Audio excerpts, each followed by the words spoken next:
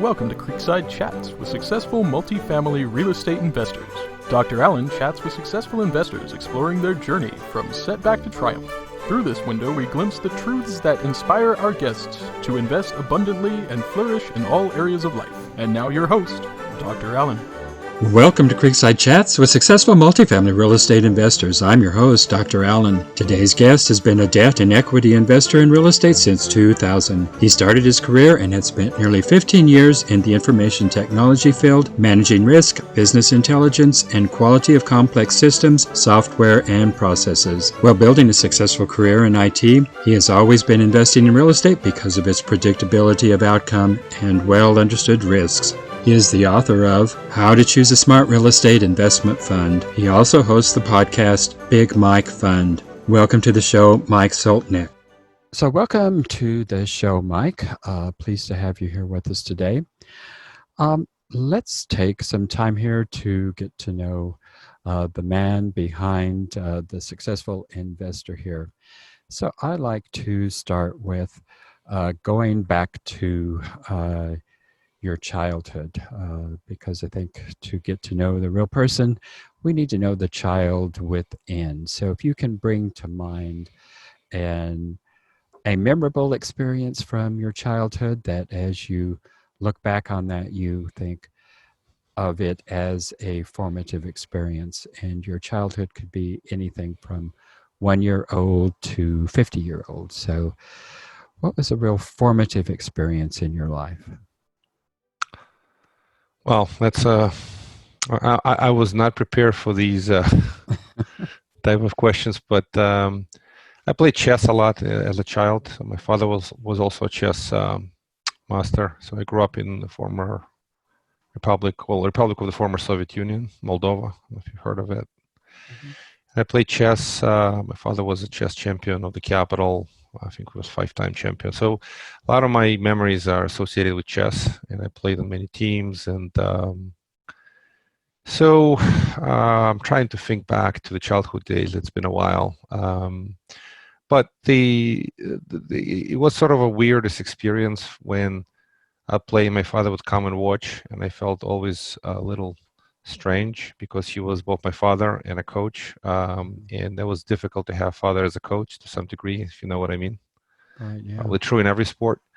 So memorable experience. Yeah, I mean, I remember I never enjoyed when my father watched the game and I had to play. I played a lot of competitive chess, and the observation was my request to dad not to watch the game. We're happy to analyze them afterwards, but let me be who I am. Let me play without you observing me while I'm playing, and then you can analyze afterwards. I don't know if there's a lesson in it, but it certainly made my life easier as a child, and I was playing better that way. How did your dad take that? Oh, he was cool. He was even though he wanted to watch the game as it was happening, but the challenge was that it wasn't helping, and he realized that. I don't know if it's true in baseball or any other sport. The parents should not be generally coaches. It's a rare situations when they can, but generally they don't do a great job coaching. And the good thing about chess, you can analyze the game right after the game or 2 or 3 hours later, and you can learn the same lessons. And live, it's a little pressure. I was afraid to make a mistake, and my father would watch it live, so it was a little strange. I don't know if it makes any sense. It makes perfect sense. Yeah, I could understand that. Well, I'd like to know what was your decision to actually leave? You said Moldova. Is that where you're? Moldova, yeah. Yes.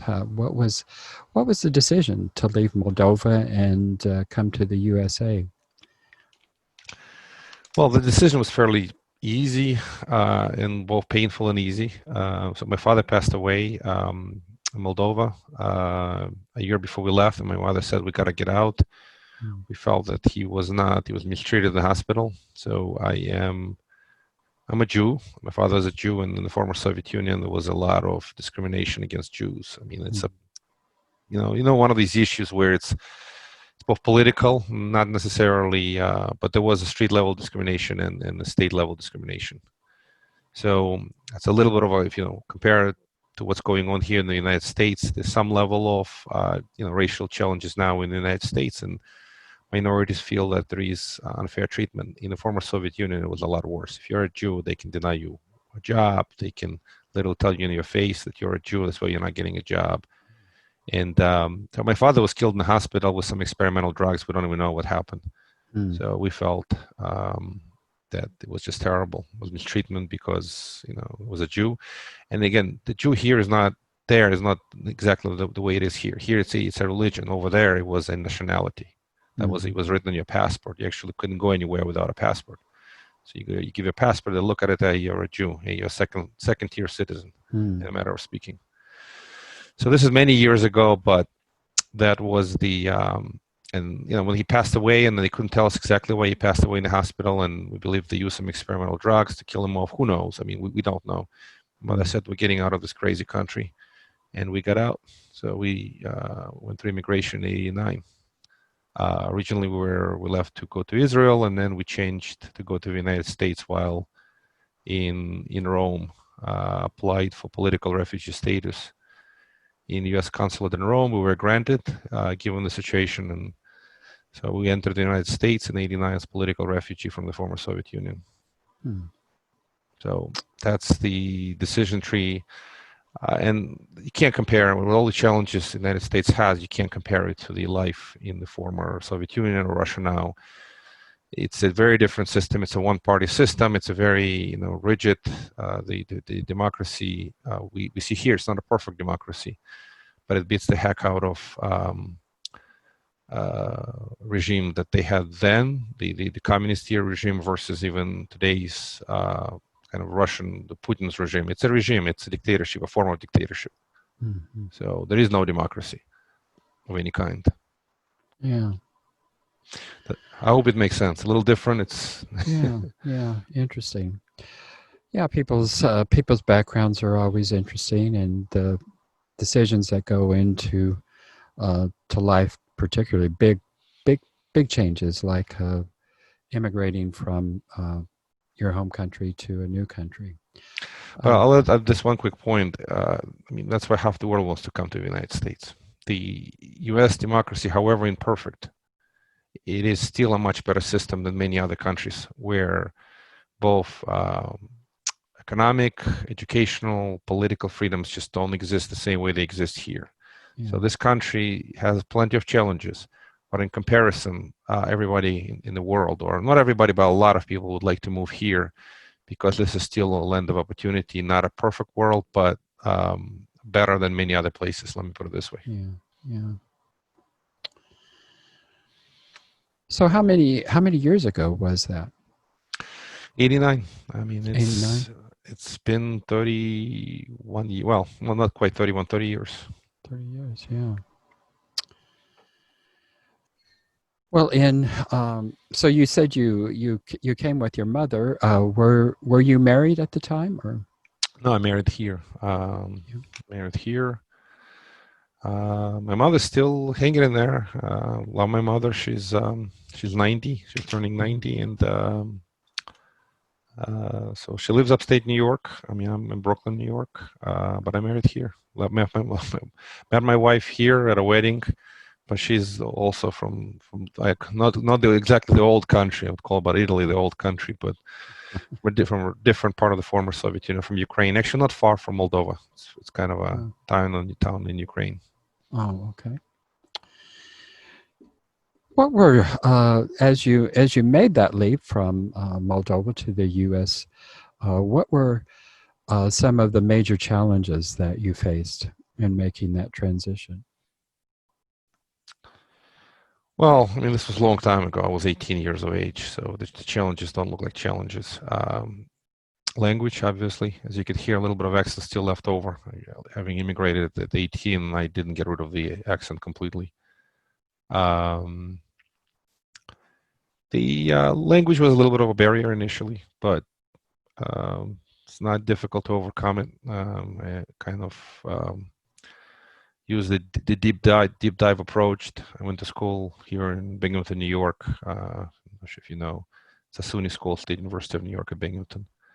I basically cut off as much as I can conversations with Russian-speaking folks, and pretty much lived all within the on campus with lived on a cute floor with a cute name, artificial intelligence and robotics. So I joined all the geeks. But there were geeks from all over the world, and we all spoke English and whatever broken. It was a fascinating experience. There were more immigrants on that floor than native speakers, but it was a geek floor, no matter of speaking. So that's, I remember my college days of spending time with computer science, mathematics, engineering geeks. But that's me. I like that stuff. So you didn't. So had you had any English background before coming to the States, or? I did. So we studied English in high school. Okay. So I did have, but what I learned is how to write and read. Right. Speaking was very different. First of all, it was a British version of English. Second of all, we studied a lot of theory. Yeah. And when I came here, I could not speak. I tried to speak, and the folks who I was talking to, I vividly remember the experience. We're supposed to fly. We were in an airport, and I was talking to an attendant at the ticket booth, and she could not understand me. I could barely understand her. And it went, say it again, say it again, say it again, until in the simpler terms we understood each other. Yeah. But I could certainly write, and I could certainly read.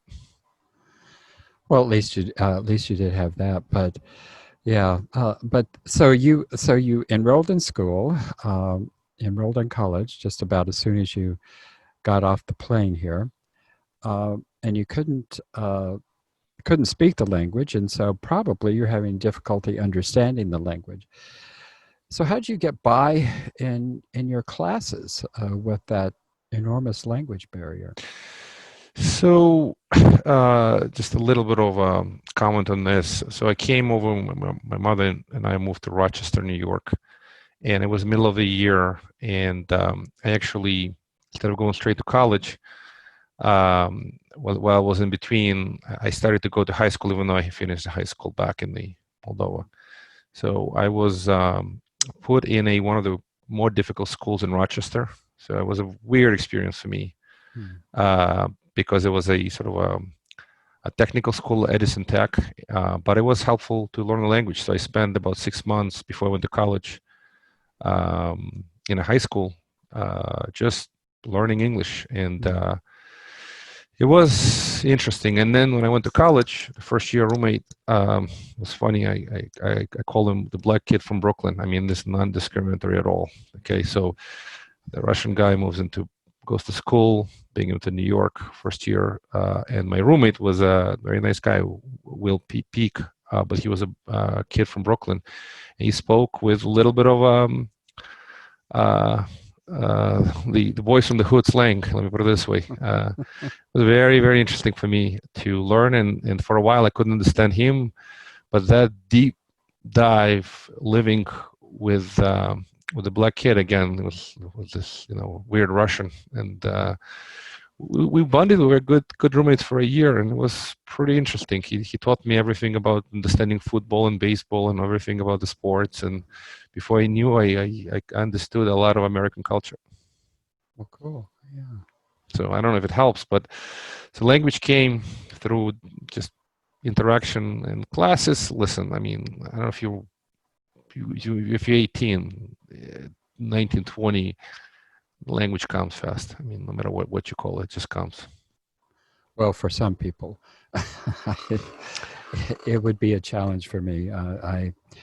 I spent, it was only 2 weeks. I spent 2 weeks in Mexico, and I really hadn't had any Spanish lessons before going down there, but it was an enormous challenge to be in a country where language is not the predominant. I mean, where English is not the predominant language. But my comment is just 2 weeks. Right? If you spend there 6 months, you'd be speaking the language enough.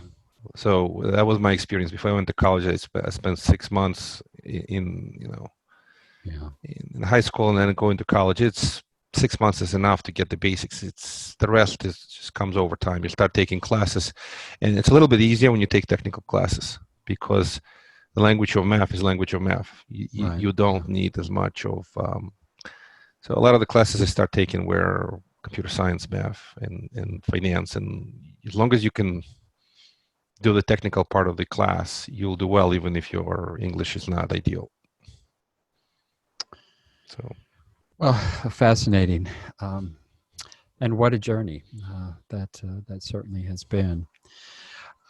As you look back over the course of your time here in the United States to the day to where you are today, what has been one of your biggest challenges, and what have you learned from overcoming that? Oh, it's another interesting question. So, the challenge has been on a personal level having extra weight. I mean, I'm not a super fat guy, but I'm not skinny either. And I came over into the country actually being pretty skinny.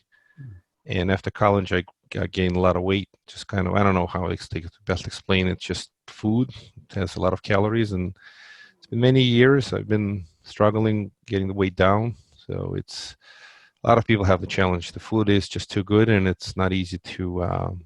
So I'm not unique in that challenge, and still struggle with it. Make progress, lose some weight, and gain back, and need to make some changes in the in eating habits. And so it's been a challenge for me, and I hope one of these days I get a change. It's a life change, not a diet. And that's been the challenge. You go on a diet, you lose weight, and you go back out of it, and right back.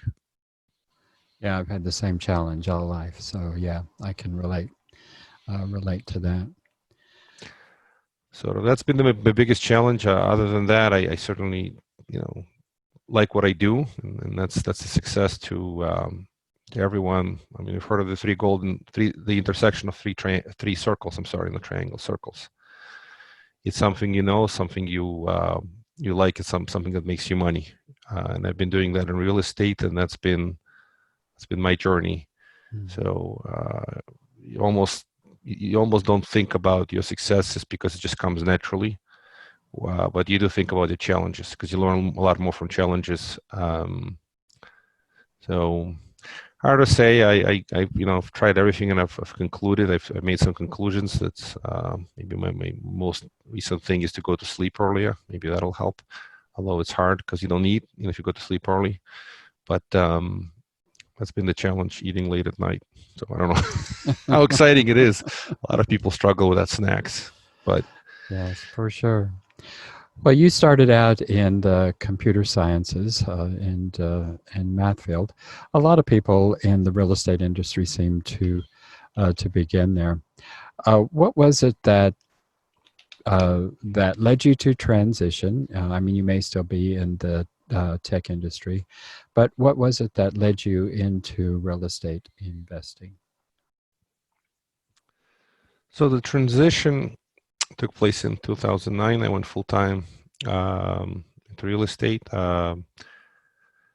So I had a successful career and enjoyed the software and had executive positions, vice presidents, directors, and I had a successful career. I was burned out. I was looking for an exit at some point. I started investing in real estate since 2000. So that's the beauty about real estate is that you can invest passively. You can do it slow, and you don't have to rush. You could take your steps. And here in New York, it was hard to go wrong. I mean, if you just buy and hold, strategy works extremely well here because the market has appreciated historically. So you haven't seen the yo-yo behavior of South Florida, California, none of that stuff. So here you couldn't go wrong. Just whatever you buy goes up. So as long as the cash flow never really was a big part of the investing strategy, but if you invest for appreciation, for growth, assets here do well. So having seen enough of progress and appreciation, you pretty much come to the conclusion that real estate, you could do both. You could be passive and active. And so the transition was almost forced to a degree. I was an investor in the original version of the funds that I manage now. Started by my friend who is still full-time in the software. He started, couldn't run it. He asked me if I could run it because I was burned out. So I had my last technology gig in May 2009, and I was done. I was burned out. It's a different world. There's nothing wrong with that. It's just if you know anything about technology, the software has to be up and running. You have customers. If you have a bunch of people reporting to you, you work weekends, nights, software has to be deployed at midnight. All that stuff gets to you, and you lose the joy in that work because you basically, anything goes wrong, you get the blame. Everything goes right, well, it worked as the way it's supposed to work. So in June 2009, I go full-time in real estate and don't look back. It's a lot more fun. So that's the transition has been burnout here. Here's an opportunity to start full-time running a fund. At the time we were doing transactional funding, then we went to hard money lending and kind of expanded from there. So you could both do the passive and active. Active has benefits, obviously. You could make more money. You could make money managing other people's money. There's all kinds of things you can do. But transition was sort of, hey, sick and tired of this. I could do this full time over a period of a month. We'll rock and roll. Well, you make it sound like it was a real easy transition.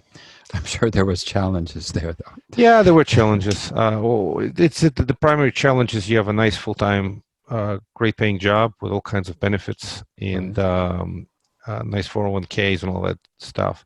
And here you are now, you eat what you kill. It's all you're now running a small business, and you have to you make money as you run it. So transition from a full-time employee in executive capacity to a small business owner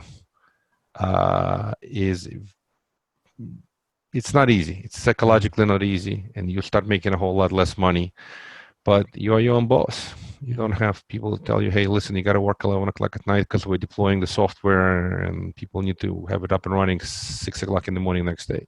Yeah. Well, fascinating conversation. It has been a pleasure getting to know you and understand the person that you have become here. Unfortunately, we're running out of time.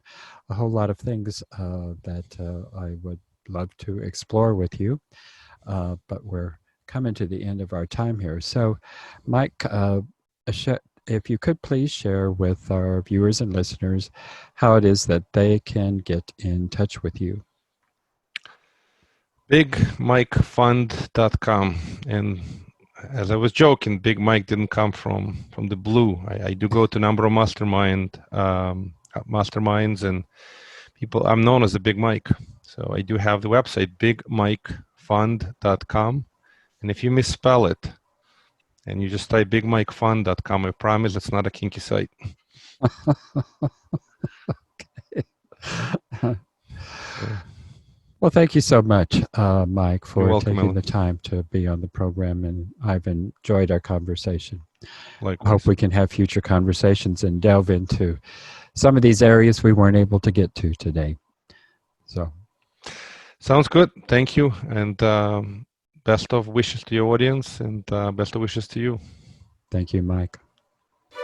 Thank you for tuning in to Creekside Chats with successful multifamily real estate investors, brought to you by Steed Talker Capital. Steed Talker Capital works with both new and established investors nationwide, creating opportunities to flourish in all areas of life. As part of our efforts to make the world a better place, Steed Talker Capital contributes to activities and organizations committed to better understand the equine. These endeavors attempt to enhance the human treatment of horses worldwide. Steed Talker Capital, working for a world where all creatures great and small flourish abundantly.